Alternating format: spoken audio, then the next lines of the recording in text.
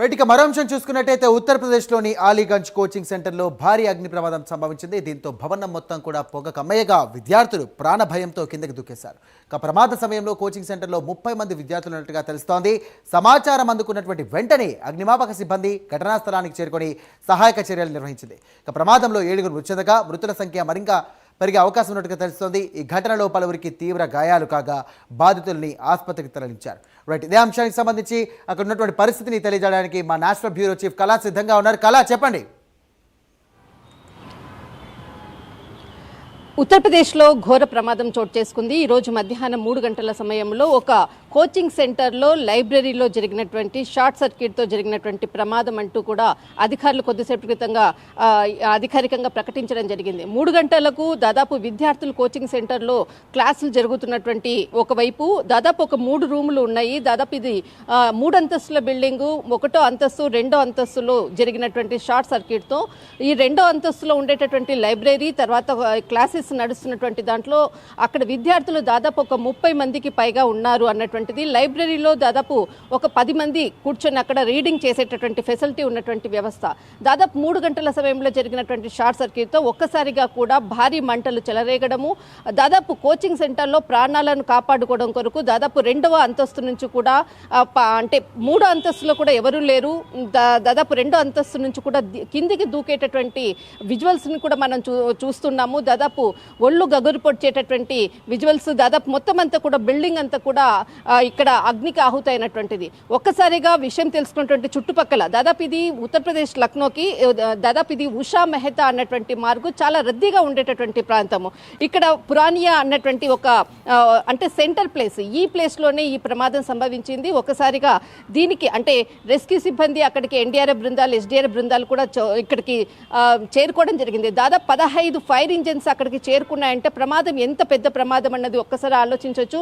ఇప్పటి వరకు అందుతున్నటువంటిది ఫైర్ ఇంజన్స్కి సంబంధించినటువంటి కాకుండా హైడ్రాలిక్తో ఉండేటటువంటి టెక్నికల్గా ఉండేటటువంటి ప్లాట్ఫామ్కి సంబంధించినటువంటి ఫైర్ ఇంజన్స్కి కూడా ఇక్కడికి తరలించి మంటలు ఆర్పేటటువంటి ప్రయత్నం. ఎందుకంటే అదంతా కూడా రద్దీగా ఉండేటటువంటి ప్రాంతము, చుట్టుపక్కల కూడా మరికొన్ని షాపులు కూడా ఉంది. వాటికి వ్యాపించకుండా ముందస్తుగానే ఇక్కడ దానికి సంబంధించినటువంటి చర్యలను కూడా మంటల అదుపులో తెచ్చేటటువంటి ప్రయత్నం ఒకవైపు చేస్తున్నారు. మరొకటి దాదాపు ఒక బిగ్ బ్రేకింగ్ అని చెప్పవచ్చు. ఇప్పుడు జరిగినటువంటి ఏదైతే ప్రమాదానికి ఇటు ఉత్తరప్రదేశ్ సీఎం యోగి ఆదిత్యనాథ్ ప్రమాదాన్ని సుమోటోగా స్వీకరించడం జరిగింది. ప్రమాదానికి గల కారణాలు, దీనికి సంబంధించినటువంటి పూర్తి సమాచారం ఇచ్చే విధంగా ఉప ముఖ్యమంత్రికి బాధ్యతలు అంటే దీనికి సంబంధించినటువంటి పూర్తి సమాచారము దీనిపై అంటే దీనికి కీలకమైనటువంటి ప్రకటన చేయడం జరిగింది. సుమోటోగా స్వీకరించడం జరిగింది. దాదాపు ఈ కోచింగ్ సెంటర్కి సంబంధించింది పరిమితులు అనుకోవచ్చు. బిల్డింగ్ దాదాపు 3 అంతస్తులో ఉన్నది. ఉప ముఖ్యమంత్రి ఇక్కడ కీలకంగా కూడా ఒక ప్రకటన చేయడం జరిగింది. 3వ అంతస్తులో ఎవరు కూడా విద్యార్థులు లేరు. 2వ అంతస్తు 1వ అంతస్తులోనే విద్యార్థులు ఉన్నారు. దాదాపు లోపల ఉండేటటువంటి వాళ్ళు దాదాపు ఇంకా ఒక 10 నుంచి 13 మంది చిక్కుకొని ఉన్నారు. వారిని కాపాడేటటువంటి ప్రయత్నం చేస్తున్నారు. తర్వాత అక్కడ మంటలను అంటే వ్యాప్తి చెందకుండా ఒక్కవైపు, తర్వాత అక్కడ ఉండేటటువంటి కొంత పొగతో కూడా ఇబ్బంది పడుతున్నటువంటిది. రెస్క్యూ సిబ్బంది కూడా లోపలికి వెళ్ళలేనటువంటి పరిస్థితి. దీనికి సంబంధించినటువంటి సహాయక చర్యలు కూడా స్పీడప్ చేశారు అంటూ కూడా ఇటు ఉప ముఖ్యమంత్రి కూడా చెప్పడం జరిగింది.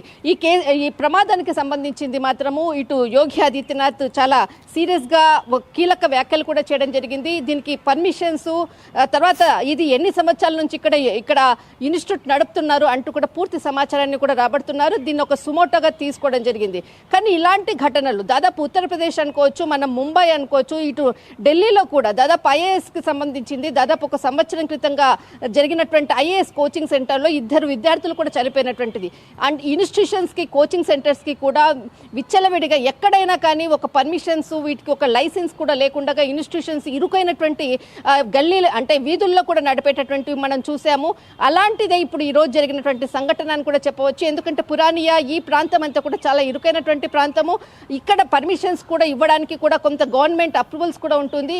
ఇందులో భాగంగానే ఈ ప్రమాదం మీద కూడా సీఎం చాలా సీరియస్గా ఈరోజు కీలక వ్యాఖ్యలు చేస్తూ దీన్ని సుమోటోగా తీసుకోవడం అన్నది కూడా ఒక బిగ్ బ్రేకింగ్ అని చెప్పవచ్చు. రైట్, థ్యాంక్ యూ కళా.